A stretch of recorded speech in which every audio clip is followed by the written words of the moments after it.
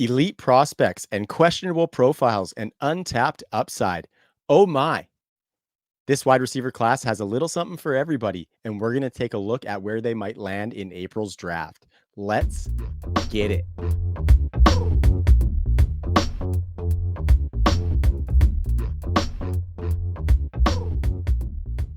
Pulling apart the fantasy football fabric, one thread at a time. This is UnRavelled. I'm Trav, hosting and West Coasting as always. Posted up on the Undroppables YouTube channel. Also find us for your ear holes on Spotify. And joining me, as is now customary, fellow Undroppables warrior. And ladies, he doesn't like to brag about this, but this man is an absolute freak in the spreadsheets and stopping short of farming out your OnlyFans, brother. This is Dan Wisner. How are you doing tonight, Wiz? What's going on, Trav? How you doing, man? Excited to kind of talk through one of the things that's near and dear to my heart and some of these rookie or these incoming wide receivers here. So should be a fun show, man. Man, this is going to be a really, really good show. And if you do want Wiz's OnlyFans, fire off a DM. He'd be happy to oblige. But make sure you hit that subscribe button. Make sure you go up to that top rope. And just like Macho Man Randy Savage, in honor of this past weekend's WrestleMania, I want you to drop an elbow off the top rope on that subscribe button because we are the cream, brother. Oh, yeah. This is the UnRavelled Fantasy Football Podcast. Sometimes it's going to be out the wild, wild west on the opener, Wiz, but that's just how we roll. We have a very fun show planned for the people tonight. We talked quarterbacks last week, and you alluded to it at the top there. Tonight, we are talking wideouts. And before I give a rundown of the Darnell docket for this evening, Wiz, I do just want to mention to anybody listening that the UN score is coming. We're talking wide receivers on this podcast. Wide receivers is the name of the game for the UN score. So if you want kind of the most up-to-date information as to when that's coming, go check out the Patreon. We're dropping little teasers in there, as well as follow us on the socials, and you will be able to get a glimpse into when that's happening. It is coming soon. 2018 through 2023 has already been baked. They are ready to go. And then shortly after the NFL draft is that 2024 class that we all want to know about. Wiz, great work by you and Jay and Chuck and Jax on making everything happen for the UN score. We're fired up to see that drop. Hey, buddy. And we're going to talk about some of these prospects tonight. Yeah, man. A lot of the people that are a lot of the wide receivers that'll be coming out in that score here. We'll cover a few of them tonight. And I think everybody's kind of waiting with bated breath here to, with the draft just under 3 weeks away, kind of seeing how this shakes out. So. Yeah, man, the patrons are chomping at the bit. And I do have plans to have a couple more social posts out this week regarding the UN score. So stay tuned. They might even be dropped by the time you are listening to this episode. But on this episode, Wiz, we're going to talk about those wideouts. We are going to look towards the NFL draft. If you recall from last week, to anybody listening, we put some of those quarterbacks into landing spots and took a look at what we think those teams would look like with them. A little bit different, also a little bit the same on this podcast, Wiz. We are going to look at some of these landing spots for wide receivers, some pockets of the first round where they might go, guys you might see in the second round, and then a couple guys that we like as sort of those later dark horses, as opposed to attaching these guys specifically to landing spots because there are so many of them. We're going to take a look at those pockets, and then we're going to throw some of those player takes in with some of these teams that we think could be attacking the wide receiver position. And Wiz, I want to start at the top, much like we did last week. The guys that we think are going to go inside the top 10. There's 3 consensus right now. I think that's a pretty solidified 3 for me. I would be very surprised if a 4th were to come into that top 10 fold. But the guy in the number 1 spot, the pedigree, the youngster, Junior, Marvin Harrison Jr. He is the consensus top wide receiver in the draft, and that's where I have fallen as well, Wiz, after flip-flopping with a little bit of Malik Neighbors earlier in the offseason. Marvin Harrison, we think he's a top 5 lock. There's been a lot of buzz around him going to the Cardinals, and we will talk about that potential landing spot here in a second. But I've also seen a little bit of trade out buzz from the Cardinals with a team maybe wanting to come up and get that 4th quarterback, Wiz. Where do you think Marvin Harrison lands? Do you think he lands at 4 with Arizona? And if not, where do you think he might land, and how do you think he might fit? Yeah, so I've gone back and forth on this a little bit, Trav. And I think there is a case to be made. Does Arizona kind of tempt fate, right, and trade out of that fourth spot to kind of pick up some more capital? We've seen them willing to kind of move up and down the board quite a bit. Since their new GM has been there, so it's something that I definitely think they're going to entertain because it does seem like they're a pretty forward thinking group over there that in that new Arizona front office. Look, it depends on the offer. If somebody comes up and says, "Hey, we want JJ or whatever that is," if the Pats do end up going quarterback at 3 and they get a Godfather offer to kind of move back, it'll be interesting to see how they handle it because the reality is you're probably giving up on Marvin Harrison at that point unless you kind of pull that double move, right? Like, so if they do kind of fall out of that spot, let's say, for example, let's say the Vikings kind of trade up into that, right? And they move back to 11. Well, maybe with a combination of whether it's 11 and 23 or 11 and other picks, can they get back into, kind of that top 5, 6 area to get either one of Harrison, Neighbors, or Odunze? I think when push comes to shove, Trav, it's pretty hard to deny that, look, they could really use another skill guy right there with Kyler. I think some of what we saw from Michael Wilson Jr. was definitely encouraging as an outside guy that in that rookie year. And obviously, they have Trey McBride, but really hard for me to kind of get behind them passing on a talent like Marvin Harrison Jr. for Arizona. I mean, where are you at on a guy like him, Trav? Because it's like, we've talked about him. He's got the pedigree. Like, he's basically been 1A or 1B for everybody. And we've been hearing about him for a while now. It's so, are you passing on a generational wide receiver prospect if you're Arizona and tempting fate? No, not at Yeah. all. And I love how Jax describes him as the pterodactyl because I think that's Yeah. absolutely perfect for him. Like he is insane. And to your point, like I think not just maximizing Kyler, but I think if you don't take Marvin Harrison Jr. there and you do tempt fate and think that you might be able to move back up and don't get him, you've done a massive disservice to the contract that you signed Kyler Murray to. You know what I Yep. mean? I think if you're going to be doing right by your organization financially, you need to insulate that cost as well as obviously the player. Like that goes without saying. You need Sure. to insulate that player and do the best by him and put him in the best position to succeed. And I don't think Michael Wilson's going to be that wide receiver 1. I think he can be a nice wide receiver 2, but Exactly. he needs one of those horses at the top. And I think Marvin Harrison is going to be that. And I would be kind of baffled if they moved back if they moved back to 11 with Minnesota and almost took themselves out of being able to get any of those 3 receivers. Yep. That would be awful. Obviously, that other trade back up a little bit is interesting, but even that is super dicey. So I think if they want to do right by the organization, they want to do right by the contract that they signed Kyler Murray to and do right by Kyler and the fans, they have to take Marvin Harrison. And I think he would be looking at wide receiver 1 numbers from the jump, Wiz. So Yeah. I would be fired up about that. And I think they have to do it.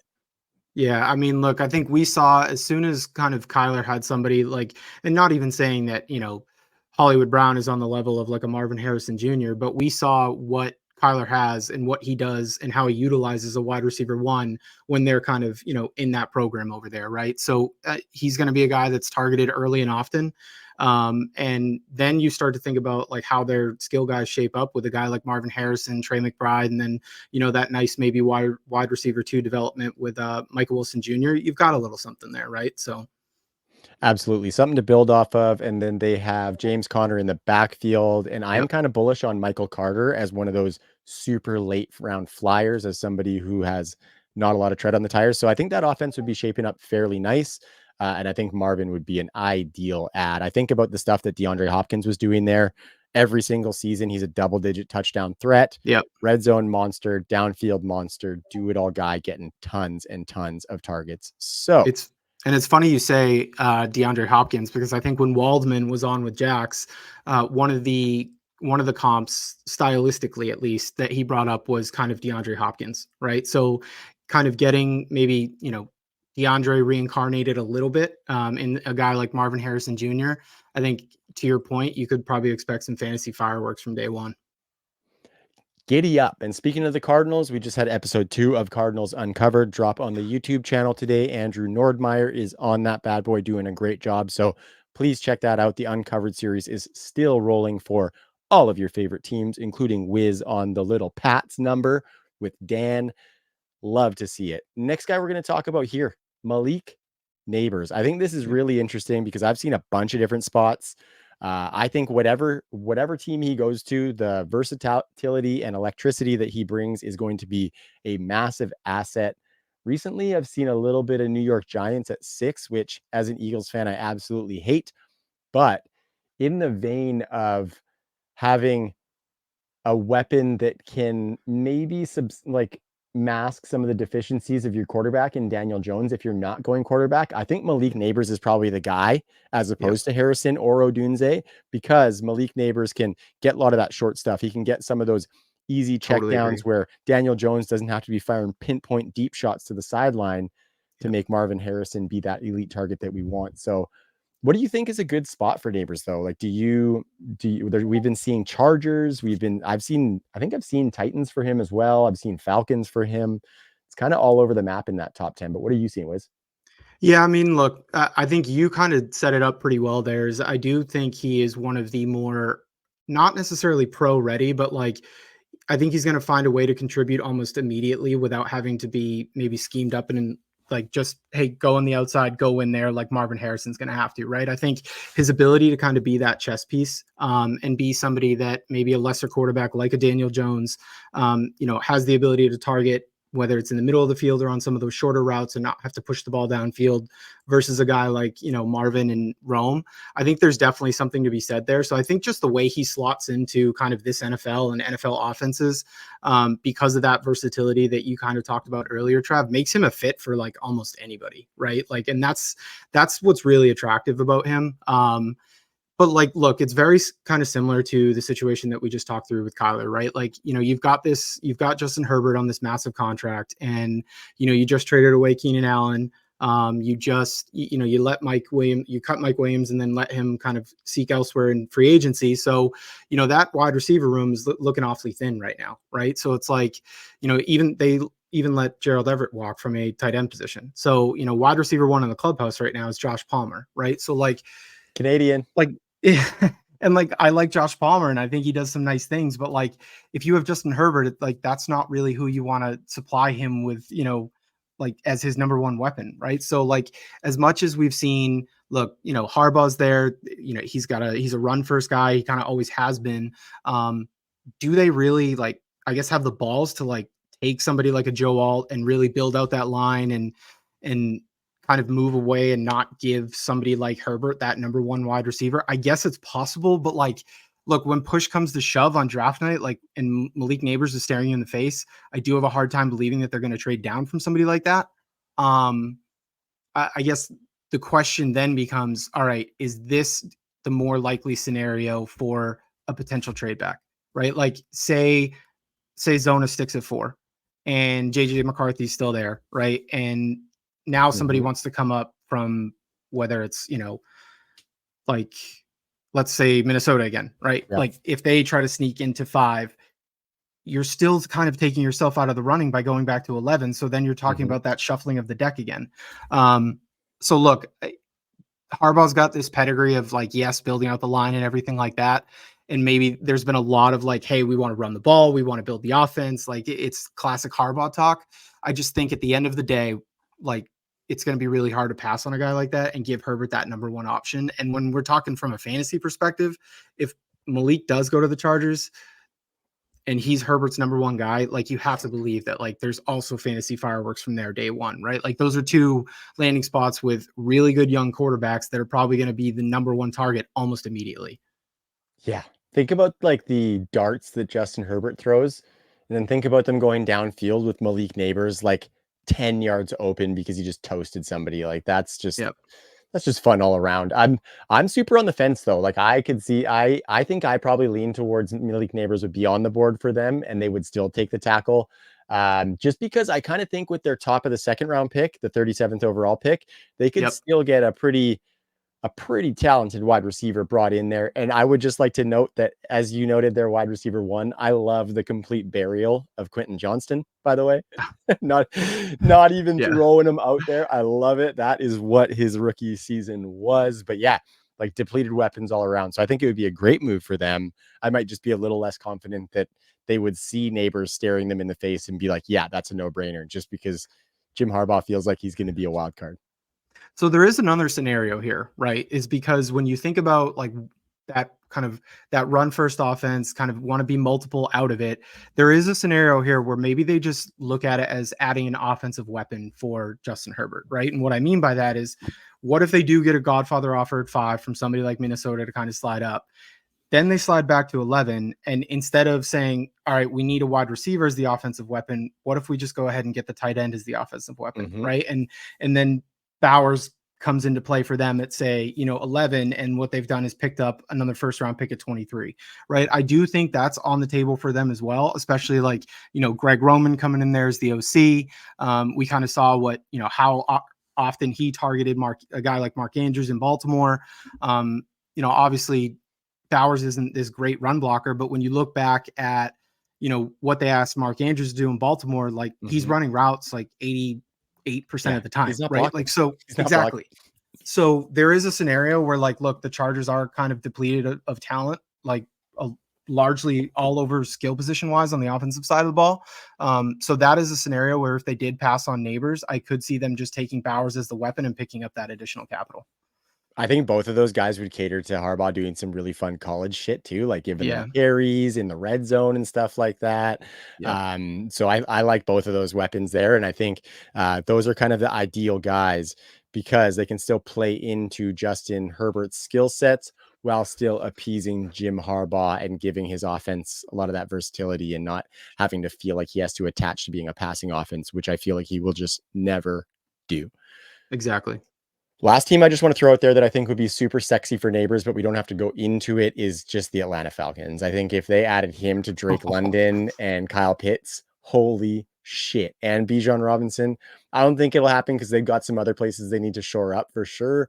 But that's kind of an ultimate sexy chaos pick. Can you Um, imagine the discourse though if that happened? Like, it would be there go insane. It would all be the insane. London optimism that we had, like that would be tempered down.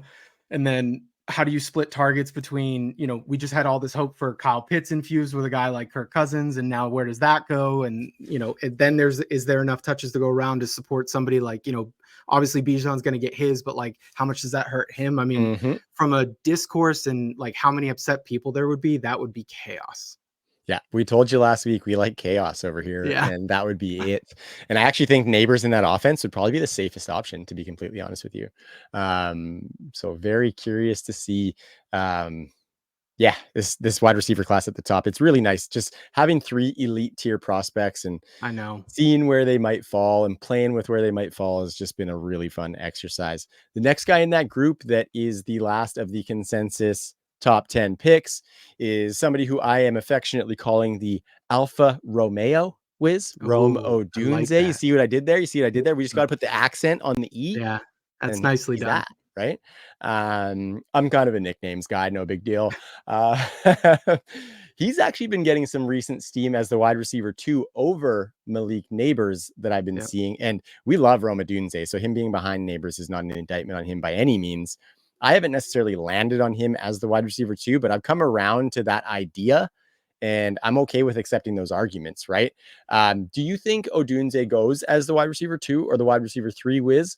And then what do you think is a little bit of a spot that he might be able to settle? Because there are a few teams in that back of the top 10 area. Even if you want to kick it a little bit outside of the top 10, I'm cool with that too. Yeah, so look, I think the gap has probably gotten closer since, like, let's call it beginning of February, right? I think Rome's performance at the combine, and just seeing what he's able to do kind of at his size. I definitely think it's closed. I think Neighbors is still that probably firmly in that number 2, but I think the gap is smaller. When I think about like the teams, Trav, like obviously the first one that comes to mind is like we've gone through, the team at 4 in Zona, we've gone through the Chargers at 5. So obviously the first one up is the Giants, right? And it's a team that is in dire need of, again, skill positions, right? So looking at a guy like Rome there, I'm not necessarily sure I love the landing spot from a fantasy perspective, right? Like I think we just kind of talked about it a little bit, like talking about what Neighbors would look like there and how he would be able to get the ball a little bit easier than maybe somebody like Rome who does primarily win on the outside. Look, Rome's a great contested catch guy, so if Daniel Jones feels like he has to push the ball downfield and maybe put him in some jump ball situations, of course, you can kind of see, his impact there. But I do feel like, he's fighting an uphill battle, whereas, the other two landing spots are really conducive to kind of fantasy performance right away. So that's just kind of how I feel about the Giants spot. But almost the spot that I'm more intrigued about is, if he slipped to somebody like the Bears, right? Like if he does make it down to 9, man, and yeah, look, I know they just traded for Keenan, and they've got DJ, but the reality is, Keenan's 31.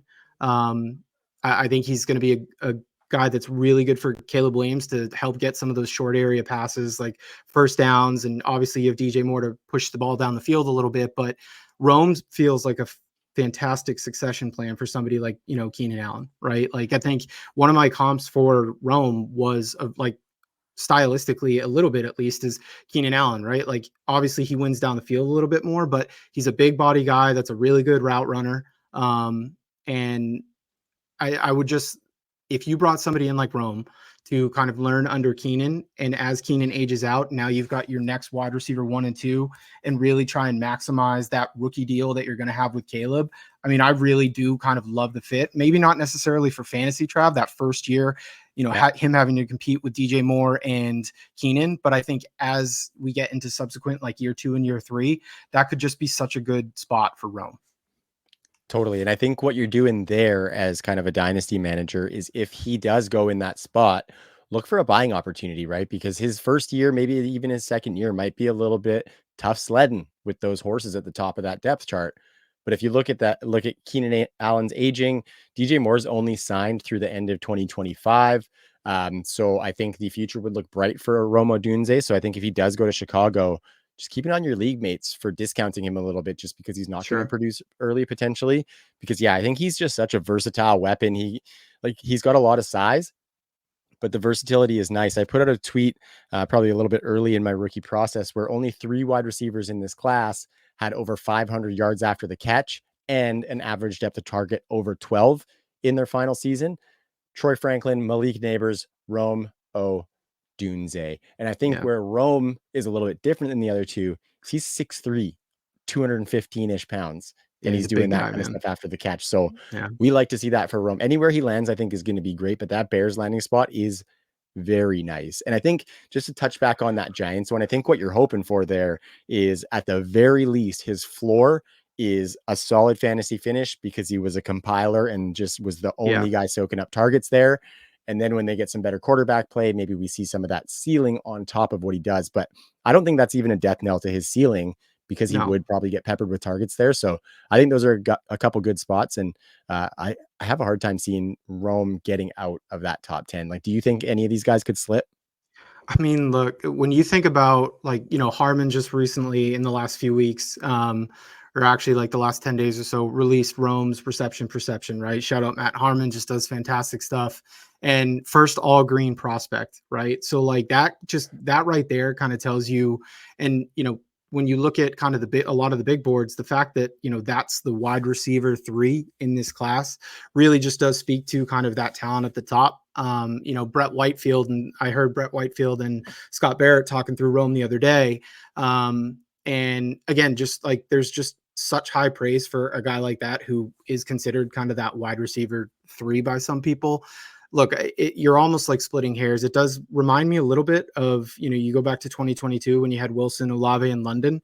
I think a lot of people, because of, London's prospect pedigree and age at the time, but it really almost feels like you can't go wrong with any one of these guys. But yeah, I think Rome landing in a spot like Chicago is super interesting, maybe not near year 1. And I think that point that you had about, look, if it ever presented a buying opportunity for a guy like Rome, be sure to jump on it, because I think, as Keenan does start to age out and he slides into that wide receiver 2 role with a guy like Caleb, who they're going to be throwing the ball quite a bit, like, and, a technician like Rome it's a nice fantasy landing spot. Yeah, man. I often talk about offenses that we just want to attach to, get pieces of this offense because it's going to be fruitful. Chicago Bears are trending towards being one of those pretty soon.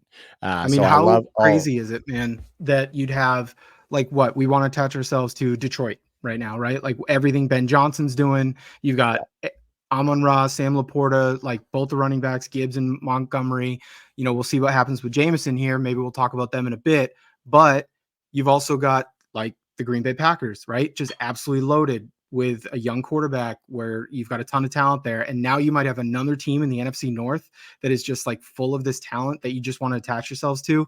It's really interesting to see how, like, this time next year, if Caleb pans out and Rome ends up going in there, we could be attaching ourselves to quite a bit of the NFC North from a fantasy perspective. Yeah, and you didn't even mention the Vikings getting a quarterback of the Exactly. future potentially as well to keep all of those weapons afloat. Yeah, Yeah. things are looking up for the old NFC North. Okay, Wiz, I'm going to keep us moving along down the first round. It's been a fun 10 picks so far, let's just say, in this hypothetical world. And now we're looking at teams between 11 and 20. Lots of trade up talk in here, Wiz. I think this is where things could start to get hot and heavy at the wide receiver position.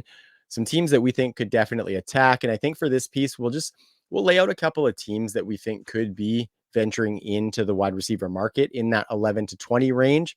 And maybe what we think about them as a landing spot for a wide receiver. So this one might be less attaching a specific wide receiver, more so just talking about the situation that we might find a wide receiver landing in.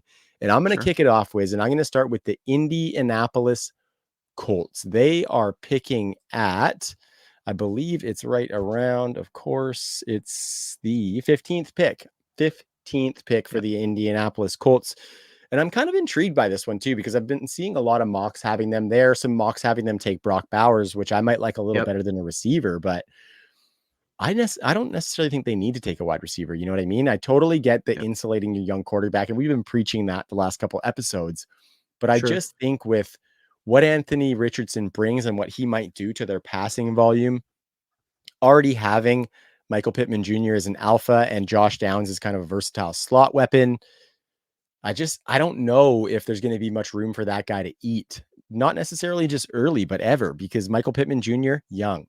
I think he just got the franchise tag. No, And he Josh just he Downs, just young. yeah, you got that, and he got that 3-year deal. You Like got a they 3-year on franchised top of him, it. turn it. Yeah, yeah. So So they're locked in, right? They have a couple of good weapons. I think Brock Bowers is a little bit different, but at yeah, 15, they'd be looking at like a Brian Thomas Jr., maybe an Xavier Worthy. I think that's I don't know. I don't know. I think that takes away too much from these other weapons and maybe might make them lean against being a run heavy team, which I think they technically want to do. That being said, I don't think they can't be more of a pass heavy team, but I think you want to play to the rushing strengths of Anthony Richardson. If a wide receiver did come in, I think it is kind of encouraging because Alex Pierce last season, professional sprinter, ran the most routes in the entire league, I yeah, believe, did yeah, not amass to very much. He was just doing wind sprints out there. So I don't know, man. I think the offensive mind in Shane Steichen is good, but I just like leaving some room to breathe for Josh Downs and even a little bit more for Michael Pittman in that target pie if available. You know what I mean? So I'm not yeah. loving Indy, but I acknowledge that a lot of people are looking at them. And I just think that there'd be hard for me to see enough targets going around on that team. What do you think about the Colts there? And then as you wrap that up, fire into your team, brother. Yeah, no, I mean, I think it's a good point, man. I think it does feel a little bit like early in the first round for a wide receiver for them. Now, I do think that with the depth in this draft and some of the guys that maybe we'll talk about as we get into the second and maybe some later flyers that we do like as well. I do think it's a position that they probably do address at some point during the draft, right? And I think there are some interesting guys that could probably replace that wind sprinter, Alec Pierce on the outside. So that's a really good point. I think if they were to go skill guy in round one, I'm kind of with you. I think Brock Bowers makes more sense than anything else. Seeing the tight end in a Shane Steichen offense, they definitely have value, right? Like looking back to Dallas Goedert and Philly. Obviously, I'm still holding out a candle. It's still burning for Jelani Woods. But Mine's look, still burning for Kylan Granson. yeah. And that's where we're at, right? So like, look, we like a couple tight ends there, whether they're athletic or, we like what we've seen in short spurts from them. But like, obviously you insert a guy like Brock Bowers is completely different, right? And, yes, Anthony Richardson's not a rookie, but you give a young quarterback, somebody like Brock Bowers, somebody like Josh Downs in the slot who, had some nice moments with Richardson. And then, obviously we know what Pittman can do on the outside. I think if you're trying to maximize that young quarterback, I think the best way to do it would be with like a Brock Bowers versus like an early receiver there and then address it later. So I'm kind of in agreement with you there, Trav. Like maybe not maybe not just yet at 15 for wide receiver for the Colts. I'll go a couple picks after that, right? If we move to the Bengals, I think, Mhm. obviously, Joe Burrow, Jamar Chase, T. Higgins, right? But I think what they need to start thinking about, and they largely already have with, going through the franchise tag situation with T, there's obviously been trade rumors for quite a while now, but I think they need to start seriously thinking about life after T. Because I think it's pretty much a foregone conclusion that look, he's probably going to play out this year on the franchise tag. I don't think they have any intentions of trading him unless something crazy happens on draft night, right? Where it makes sense. But trading them while they're positioned to kind of make a run here, with somebody like getting Burrow back healthy for a full season, hard pressed to believe that they move off of somebody like him. But thinking about life after him, right? Like, what does the running mate of Jamar Chase look like? And I think, some of it, the way that, Burrow likes to push the ball downfield, kind of have that jump ball guy in like a T. Higgins. I think this is like one of the first prime landing spots for somebody like a Brian Thomas, right? Like, Yeah. I think to quote Matt Harmon again, I think one of the notes that he had in Brian Thomas's reception perception was, a potential T. Higgins like and almost like a faster T. Higgins, right? And Mhm. with some of the jump ball stuff that you saw from Brian Thomas this past year at LSU, I think there's definitely kind of that mindset where if you were to put him on the outside opposite Jamar Chase, like you could see what that ceiling would look like. So I think like, look, having somebody like him come in, be able to kind of learn under like T. Higgins and Jamar Chase this year. Because the nice thing is you can kick Chase into the slot, right? You can kick Higgins into the slot sometimes as well. So you could still get all three of them on the field a bit during his rookie season and really just kind of get him acclimated so that, when T eventually does leave kind of next year, he's ready to roll, right? So I think Yeah. that's probably one of the more enticing ones for me for Cincinnati, Trav. Where are you at on somebody like Cincinnati? I think it's primo, you know what I mean? Yeah. Yeah, like you said, they're probably not gonna be making a trade for them, but they definitely wanted to. Yep. And that is the writing on the wall, you know what I mean? And so I think that'd be a great landing spot. BTJ would be money there. It's just like directly slots into T. We've seen that before, right? And so we're Yep. already happy about that. I love T. Higgins, especially in the Bengals offense, of course. Yep. Brian Thomas Jr. would not move that needle anywhere. I would stay exactly there. I would just supplant Thomas for Higgins. And yeah, to your point, I think he is like a faster version. And I love how he's just so big and still maintains agility. It's wild. It's almost like Yeah. it's like a smaller version of I can't even remember how to say his name, Victor Wembanyama or something like that. I'm not a Wembanyama. basketball. Yeah. Yeah, Yeah. Wembanyama. You know what I mean? How that guy is just like a fucking freak, but he's playing like a point guard. Obviously, he's at the extreme end of what I'm trying to say for Brian Thomas Sure. Jr., but what he does at that size is just next level. So that'd be really, Surprising, yeah. surprising amount of wiggle for a guy his size, Mhm. to your point, right? And the LSU connection with Burrow, they never played together there, Yep. but you could see some instant chemistry potentially happening. I'm going to give you one more team that think is in that 11 to 20 range that I definitely think is liable to attack the wide receiver position, and that would be the Pittsburgh Steelers. Um, I like them as a landing spot for a wide receiver. I just think we might want to be a little bit cautious depending on who they bring in there. Because if they bring in somebody who's predominantly playing in the slot, I'm really concerned because Wiz, I put a tweet out yesterday. Not Yep. so sure they're going to run very many three wide receiver sets. So if we look at Arthur Smith's Falcons from the 2023 season, they only had 90 dropbacks from sets with three or more wide receivers. So that's 3, 4, 5. I picked them all. They only had 81 pass attempts out of such personnel groupings. That was by far the last in the league. And the Yep. next team up had 271 dropbacks, 244 pass attempts, and that would be the San Francisco 49ers. About 3 times the passing volume from the Niners, who are one of the lowest passing volume teams. So we know that Arthur Smith isn't putting three wide receivers on the field very often. Similar story in 2022. They were second worst, just under 200 pass attempts from those sets. But remember, their defense was a lot worse in 2022 Yep. than it was in 2023. So I think if Arthur Smith gets, or obviously he's not doing it, but if that Pittsburgh defense plays the way they can, Arthur Smith is going to be in a lot of two wide sets. Yep. And so I think the bonus here, if they go at 20, is most of the guys in this range are guys who can move inside, outside. When we look at maybe a Brian Thomas, he's probably mainly outside, which is good for them. And then we look at Worthy, we look at Lad McConkey.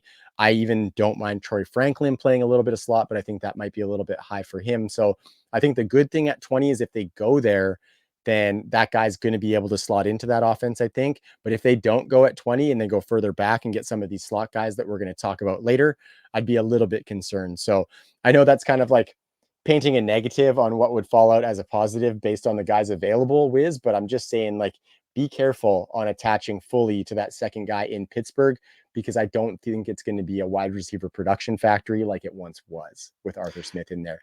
But last Yeah. point on that is we can't base our whole evaluation on that, right? Because Arthur Smith might only be there for a couple seasons. He's not the head coach.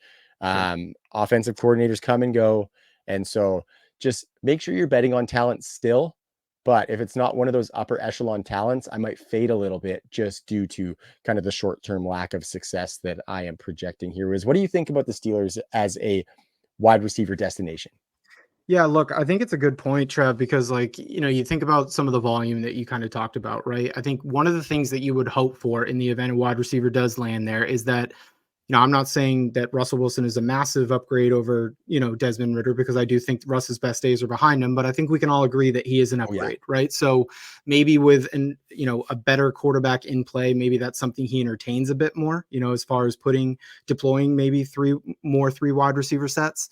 But look, I think Arthur Smith has shown us a lot recently about how he's going to run an offense, right? I think it's going to be a run first offense. And when you think about some of the guys that they have in Najee Harris and Jalen Warren, like say what you want about Najee, but he's going to get his volume.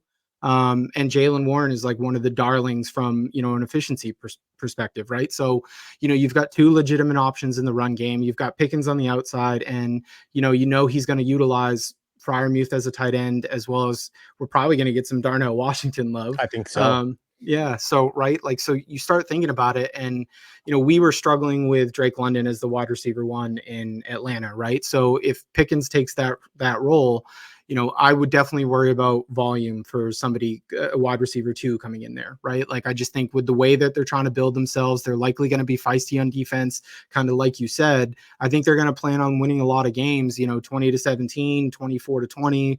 And I think a lot of that is going to come via the run game. And then, maybe playing play action off that and trying to hit Pickens down the field, right? I think that's kind of how they're largely going to operate.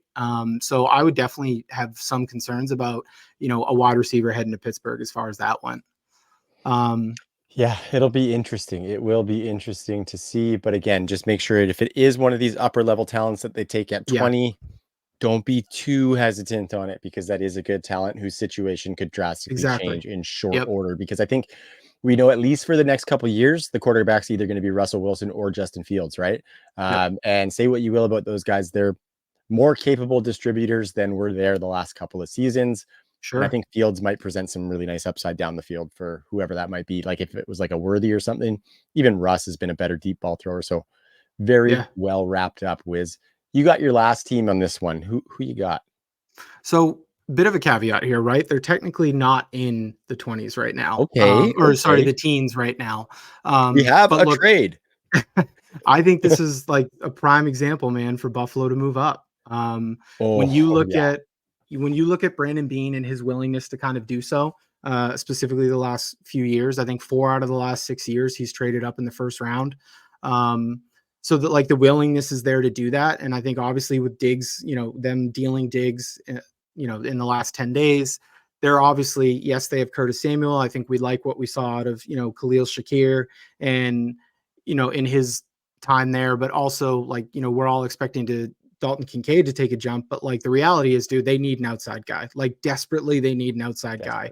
desperate. Samuel is kind of that, flanker guy. Shakir feels like he's more of that slot guy, and Kincaid's almost just like a bigger slot guy, right? Yeah, Like that's really how they're going to utilize him. So they need a guy that can stretch the field. They had Gabe Davis depart. They had Diggs depart now. So like, what does that look like? Um, and again, this is kind of that same realm of like, there's a couple options here. If they do trade up, I think they're probably competing with somebody like a Cincinnati mm, for like a Brian Thomas Jr. because Brian Thomas Jr. does feel like the perfect guy to slide in to give Josh Allen that kind of deep threat down the field, go up and get it guy that's got speed to still take the top off of the defense, right? Much bigger body too than Diggs. So as we kind of saw that Diggs and Allen to get on the same page from a deep ball perspective, the last, let's call it season or so, Mhm. it'd be interesting to see what Allen would do with somebody like a bigger body guy like Thomas. But the thing is, can they get up in that range, right? Like around there, I think, Trav, what are we looking at? So you've got Seattle at 16, you've got Mhm. Jacksonville at 17. Maybe it's somebody like the Rams, but then you just have to kind of hope that, okay, do the Bengals address the offensive line and protect Burrow? Mhm. And do you play that Mhm. game? Um, so look, I think there's a scenario where I do think the Rams could potentially be interested in trading back a little bit. Because it certainly seems like they're going, or they'd probably be going defensive line with that Aaron Donald retirement. And with all these offensive guys going, you're going to see some of those defensive prospects, some of those better defensive prospects get pushed down the board a little bit. So I do wonder if there's an appetite for somebody like a Los Angeles Rams to move down. Yeah. So that would be like, if we're looking at another team in the teens, as far as like a really nice landing spot, I could see the Bills trading up. And I mean, wheels up for Brian Thomas if that happens. And, I guess the question becomes, Trav, like, where does he move in rookie drafts, right? Like if he goes to Buffalo, how does that work out, right? Does he start? So say he goes to Buffalo and Yeah. say Rome goes to the Giants. Like, are Mhm. we having any sort of that conversation where you take him over Rome, or are you going that far? I don't think for Dynasty because of the talent. Like, I love the talent of Neighbors. Yep. I think for 2024, I would be drafting Brian Thomas Jr. over Malik Mm-hmm. Neighbors in that Yeah. situation. And that's like that's that brings him into that top tier almost with those other guys, you know what I mean? Um, Yep. Even though talent-wise, evaluation-wise, he's a tier below for sure. So that would be so juicy and so exciting for us fantasy gamers. Would really, really love to see it. I mean, imagine like Rome or Neighbors slipped out of the top 10 and Buffalo was able to get all the way up there into kind of All the the way early up. teens to get one of those guys. That'd be, Yeah. I think that's pipe dreaming, of course. I also think it'll be interesting to see what they would have to give up, right? Because moving to Yeah. 8-17 is more feasible than like a 12 or a 13. And Sure. when you look at what they have as far as capital, they have the 60th pick this year, no fourth round pick or no third round pick. Sorry, they got a fourth, and then they got that extra second for Diggs last year. So do they have enough capital to get as high as they want? I think a second round pick on top of that first to get up 10 spots or something would probably be reasonable, but they probably have to give like another pick behind that or something. But Yeah. I mean, for your franchise guy, that's totally worth it, obviously. Yeah. But just kind of the moving and shaking will be interesting because they have a window too, right? They have a window and they don't want to go Yeah. into the season with 3 slot receivers. I know that Samuel does play outside, but he kind of moves around a little bit. Yeah. Yeah, that'd be tough sledding. Tough sledding. So if the Bills were to do that, Wiz, they would be jumping over a few teams that I think are kind of live to take a wide receiver in the 20s. A few of Yep. those teams that stand out to me are the Dallas Cowboys. I like the Detroit Lions, the San Francisco 49ers, and the Kansas City Chiefs. Wiz. So of those, what do you think is the juiciest landing spot? Like maybe something that you just like the most. What do you think of those 4 teams might be the best place for one of these wide Yeah. receivers to So, land? I mean, look, when you think about kind of the conversation that we had earlier, right, and just kind of attaching yourselves to certain offenses, I think largely these are 4 offenses that we're going to be attaching ourselves and Mhm. attached ourselves to last year quite a bit. But I think the one when you think about opportunity and not as many mouths to feed and really not having too many established guys, I think the one that kind of jumps out to me, Travis, Dallas, right? I Yeah. think right now it's pretty much CD. It's the CD Lamb show there right now. Obviously I think Ferguson does some nice things there. Pollard just exited in free agency. They've kind of got to figure out running back and what that looks like. Maybe there's a Zeke reunion with, drafting Mhm. somebody like a Jonathan Brooks later in the draft, and maybe that's kind of how they figure that out. But Brandon Cooks is there, but Brandon Cooks is a small receiver, and I think he's just about 31 years old now. So I think you need a succession plan kind of behind him, right? So what does that look like, right? And I think that's where if you the way I look at it is when you look at kind of when they unlocked CD last year, right? Like how did that happen? CD ended up running just about 58% of his routes from the slot, right? And really was only outside about 40% of the time. So really kind of what you're looking for is like that outside guy, right? Like if you look at if you look at Cook splits, about 64% on the outside, 36% in the slot. So somebody that can kick on the inside, but really predominantly in, like an outside guy. Um, so a couple of the guys like in that range that are kind of being mocked around in that range, like one of the guys that I'm not as high on, but I could see them doing from a fit and scheme perspective is like an Adonai Mitchell, right? Mhm. Like a tantalizing prospect. He is predominantly out wide, so it's not like he would overlap with CD too much as far as the slot or anything like that.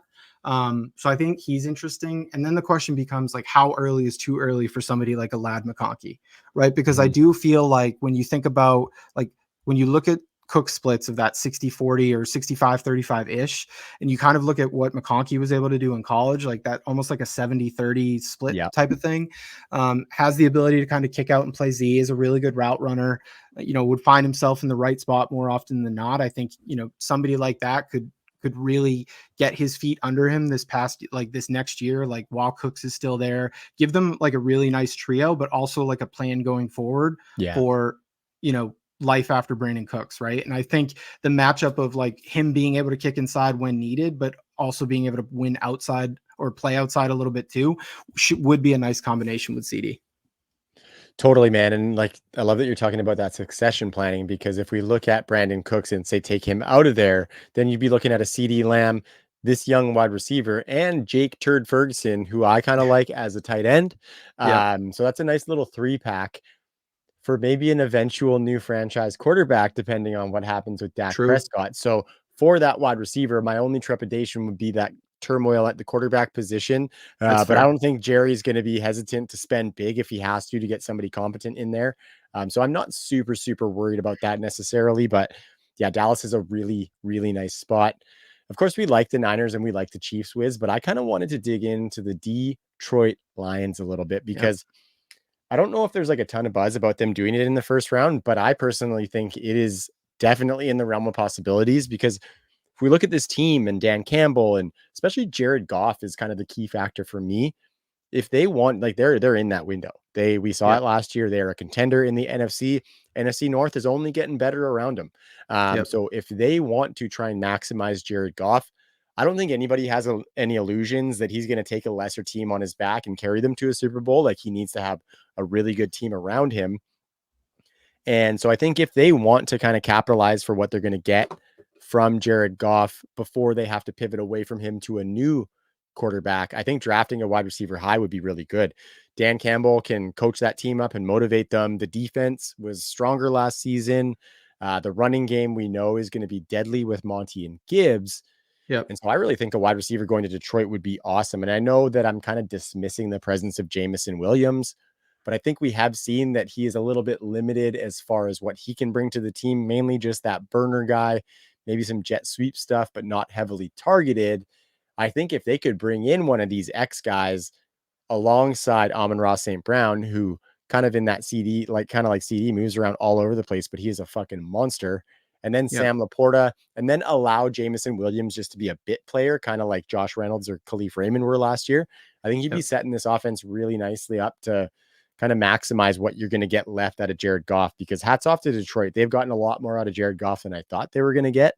Yep. And I think if they want to keep that train rolling, a wide receiver could be nice here. I don't love the profile necessarily, but even like an AD Mitchell there as that big outside guy, obviously there's warts on his college evaluation for sure, but on a team that could use him, he is fast, he is big, and he could be a decent complement to that slot player in Amon-Ra St. Brown and then the Yep. speedster of Jamison Williams. Because if you look at Reynolds, Williams, and Khalif Raymond last year combined for 141 targets.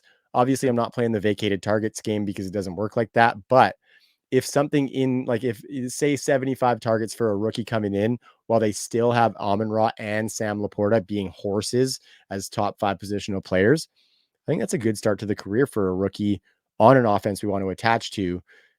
Getting 70 plus targets is something that we're going to like in our flex spots, Wiz. What do you think about the Detroit Lions? And do you think they pull that trigger or they could pull that trigger?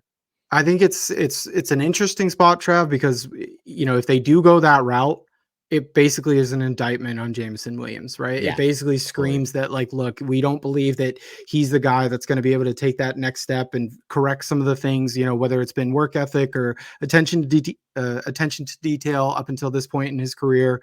So, I think if they do, it truly is, you can relegate Jameson Williams fantasy relevance to kind of the back burner for now, right? So I think that letting Josh Reynolds leave in free agency and head to the Broncos, I think some people are taking that as a show of faith in Jameson Williams. And I think Mhm. right now, up until now, like up until the draft, it's probably fair to do that.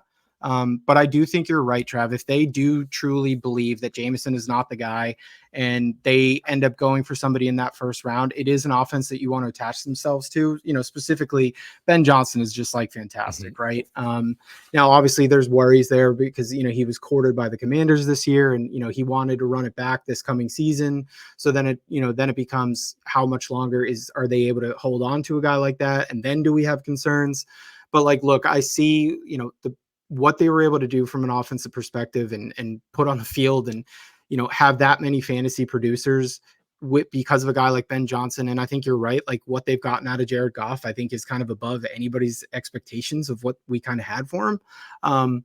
So it would be a really interesting spot. I think it would really come down to like what type of receiver do they go after, right? I think what you said about AD Mitchell is fair, right? There's some warts there, but like when you think about how Laporta and Amon-Ra kind of dominate that middle of the field, and if they truly believe that Jameson's more of that gadget guy and they wanted somebody to blow up on the outside, like maybe somebody like AD Mitchell does make sense there. And if that's the case, and AD can put it together with some of that tantalizing upside, like now you're just talking just an embarrassment of riches for Detroit, on the offensive side of the ball. Mhm. Mhm. Haven't heard somebody utter those terms in the same sentence very often in my life. So I must be know. nice for the Motor City fans. Must be Yeah. nice for those Motor City fans. Yeah, I think, Niners and Chiefs are fairly chalky to take a wide receiver. Obviously, there's talk about Brandon Ayuk getting traded from the San Yep. Francisco 49ers. Seems like he might not be the happiest of campers.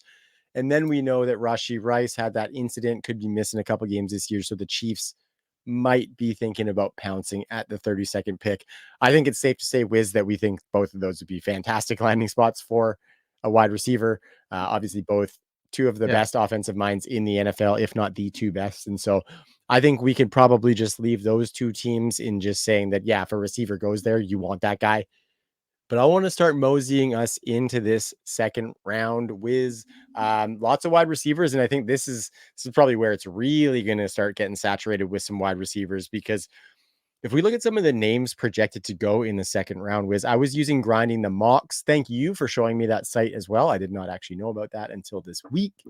Yeah. But some of the names projected to go in the second round are guys that we've talked about, like Xavier Worthy at pick 35 is where he's going on average. Lad McConkey, 36. In the 40s, Keon Coleman, Troy Franklin, Xavier Legette. And then at 53, we've got Ricky Pearsall slotting into that second round. So some really nice names there. I want to see, Wiz, who out of that group, you've talked about Lad, so maybe him, but who are you kind of the most excited to see land? And do you think this group that I laid out actually covers all the guys we could see going round two, or do you think there might be someone who's a little sneaky in there? So it's a really interesting group, Trav, because I do think that, with what we just kind of talked through in the first round, right? Like, so basically, give or take, we talked through the top three guys, we talked through Brian Thomas, and then we kind of threw names around like, AD Mitchell and, potentially like a Lad McConkey, right? So you're looking at like 5 or 6 guys there. The thing is, if Buffalo ends up trading up, we also talked about potentially maybe Pittsburgh kind of getting in the mix. So does the run on wide receivers maybe happen sooner rather than later? And if that does happen, do you see somebody like Worthy kick into that back of the first, like you mentioned, with like a I Kansas think City so. Chiefs? Yeah, and honestly, I could definitely see that too, right? Like you really try and because I think one of the things that we have talked about at times here is that look, they're going to try and figure out a way to get Travis Kelce to January, and some of that is going to be taking the load off of him during the regular season. And whether we're talking long term here, right? We're not Yeah, necessarily talking just the first 3 or 4 games. So, like, even if Rasheed is suspended those first 3 or 4 games, they're going to need somebody outside of just Hollywood and Rasheed to kind of shoulder that load to really bring it down for Travis. So, I do think somebody like Worthy would be kind of in play for them there, especially if the run happens. So kind of outside some of those guys, I think one of the names that's most interesting to me is Troy Franklin. Frankly, no pun intended. I do think he's a guy that should really be closer to, like, for me, he is, right. Like, he's my wide receiver 4. It's close between, him, Brian Thomas and stuff like that. But like, his production profile is fantastic.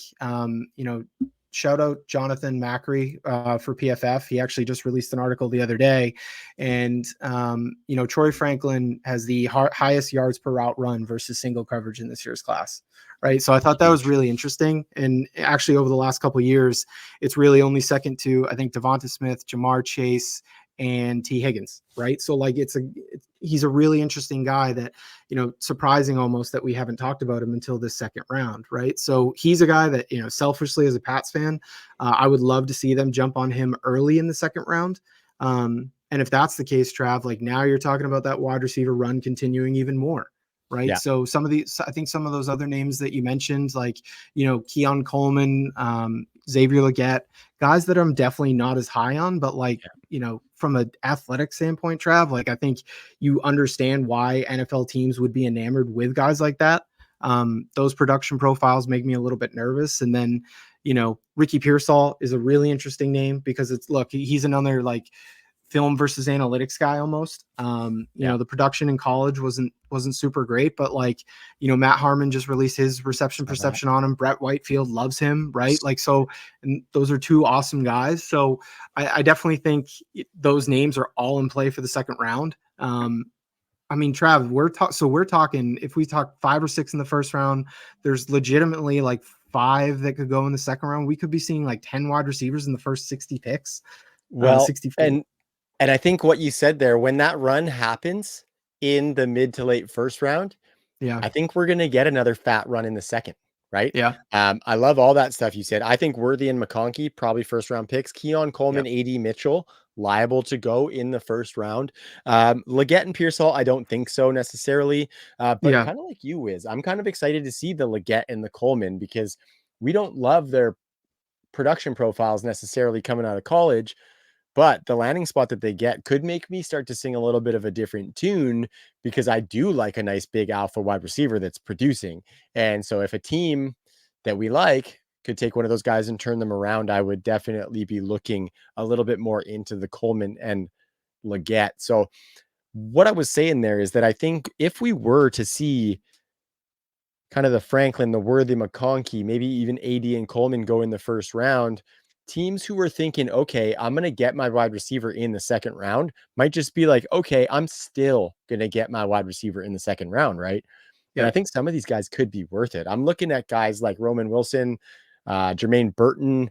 I know you love some Javon Baker, Wiz, as guys who could push up into that second round. Now, I'm not sure top 50 picks necessarily, but that first round run could dictate a lot for the second round. So what do you think about those guys? Roman, Jermaine Burton, and potentially your boy Javon Baker sneaking up into the second? Yeah. So look, Trav, I think one of the things with it's really going to be interesting to see how the first plays out because I think that's going to dictate some of the second. And I think it really could push. I think landing spots is a really important point to make with this group, right? I think there's for me, a lot of these second round wide receivers outside of like the top of the second round. So like once you get to like Coleman, Franklin, Legette, Pearsall, even Baker to a certain degree, Jermaine Burton, like I don't want to say they're all in the same tier because I do think there's a couple guys that are elevated within that tier.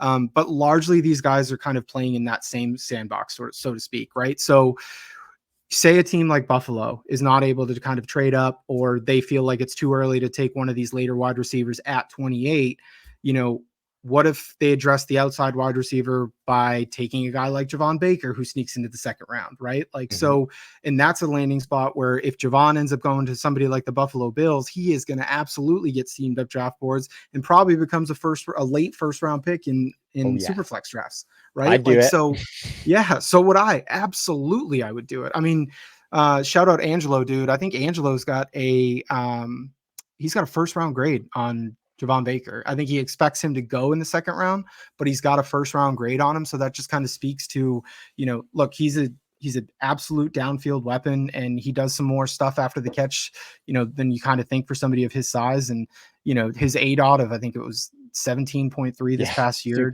stupid. 21 yards a catch. It's There's a lot to like with a guy like that. So I think it's just really important to note, Trav, that landing spots here are really going to dictate how we see these guys shake out in super flex drafts. Yeah, absolutely. Because what we're doing here is we're moving off of that elite level talent at the wide receiver position. So the Yep. room for error is just a lot wider, is basically what you're saying. Really like that stuff, Wiz. And yeah, I think it's just gonna be it's gonna be a juicy little second round for the wideouts. And I like how you said the first round's gonna dictate, because some of those teams we talked about in the first round might just hold off on wide receiver in the first because they have that shot at the guy in the second round. And I think if the Bills were to go for that guy in the second round, even a move up in the second from their 60th overall pick is going to cost them a lot less than moving up from that 28. So while they look hamstrung, they could be a little bit more on the wiggle room side to play with that first round pick than it appears. So love that. The second round is going to be big. I think, to me, this draft is intriguing at the wide receiver position, even into the third and fourth rounds. I don't have projected draft capital for many of the other wide receivers because those sites usually only go up to 2 rounds. As we get more multi-round drafts, we'll probably see more of that. But who are a couple guys that you think might go in like the third round or even later that you're still excited about, Wiz? And this is just, let's get some fun names that we really like and we're really hopeful for out there on the pod, and then see how it shakes out as they fall. Yeah, sure. I mean, look, just one of the names that you did just mention there, who really hasn't gone in the top 64 too much, but I honestly would not be surprised if he snuck in there come draft night, is Jermaine Burton. He's actually one of my more favorite wide receivers in this class. Been getting a lot of buzz recently as well. Graded out really nicely in the UN score for us too. That you guys will see here in a couple weeks, but. If he fell to the third, he would absolutely be somebody that, as a third rounder, that he would probably be one of the people that I'd be most high on. Some other interesting names, again, kind of landing spot dependent. Is this where if San Francisco, right, like we talked about in the first round, if they don't, address it there, do they take a shot on somebody like a Malachi Corley come third round or something like that, right? And, because what I think the Niners should do is they should keep Ayuk and they should look to move off of Debo, just because I worry Agreed. about how his game is going to age, right? Whereas Agreed. like it just seems like he's going to age better. He's a more refined route runner.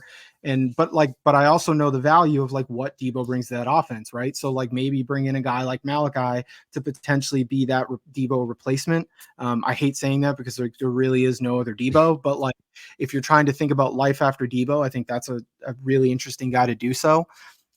And then some of the other guys, Trav, I think after that second round group that we were talking about, really there's probably a couple more for me, but Malik Washington, may end up being like a fourth round guy, fifth round guy.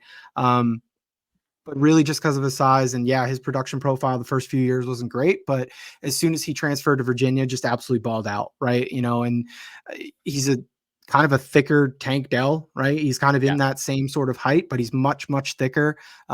Really can make guys miss. I think had the second best missed tackles forced per reception in the class, only to Malik Neighbors.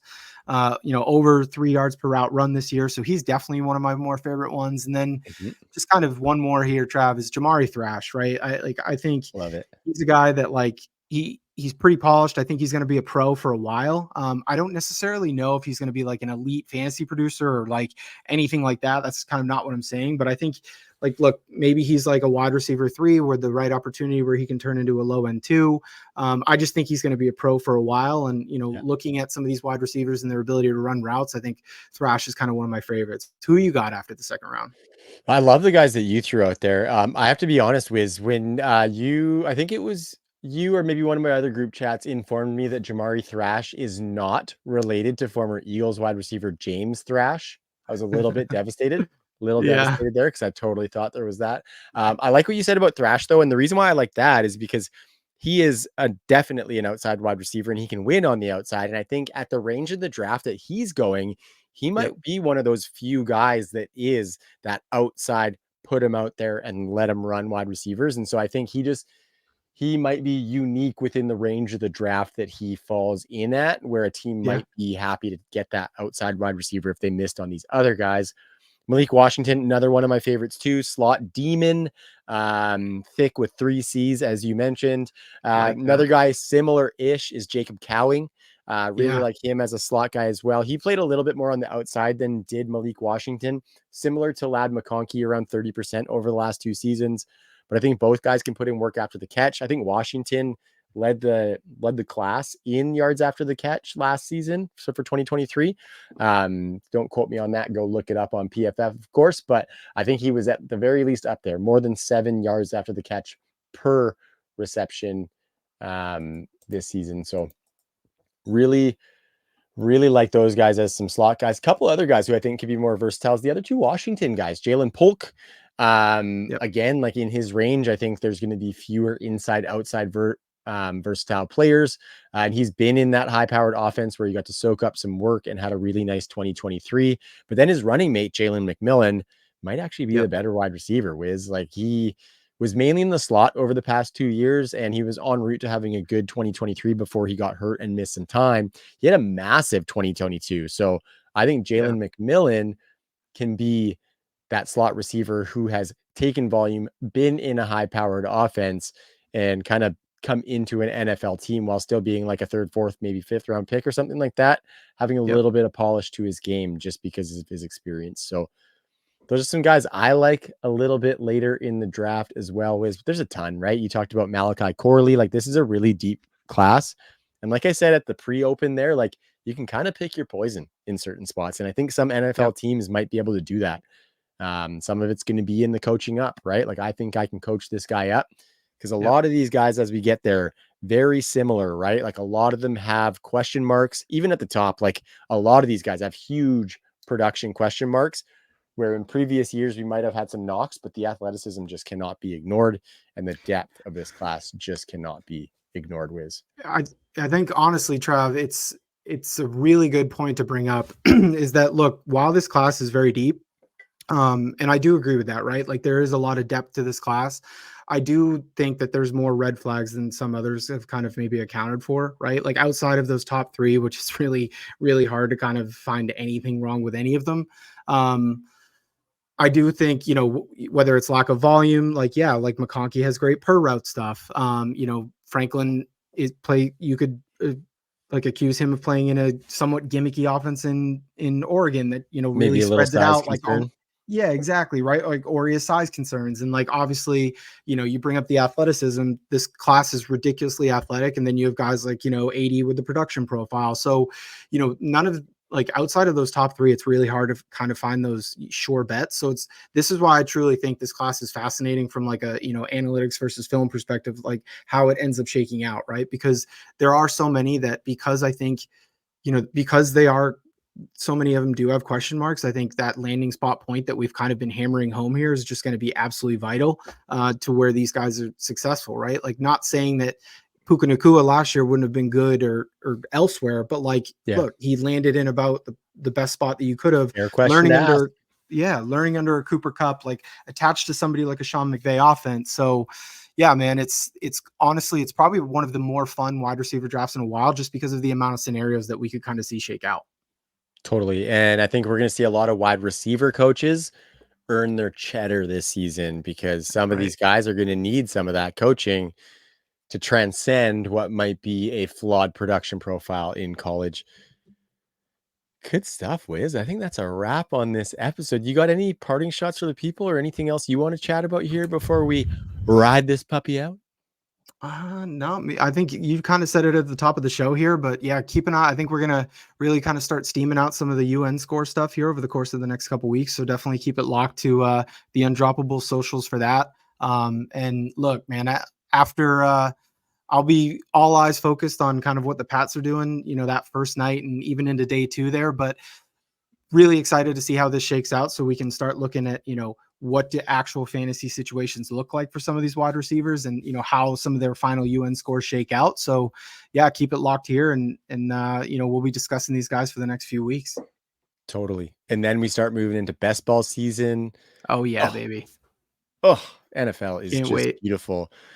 Okay, Wiz. So yeah, as always, like I said, make sure you, oh yeah, because we are the cream. Go give that elbow drop. to the subscribe button. I hope that didn't sound like Ken Kniff from the Eminem albums. I really hope it sounded more like Macho Man, but if it did, I'm sorry.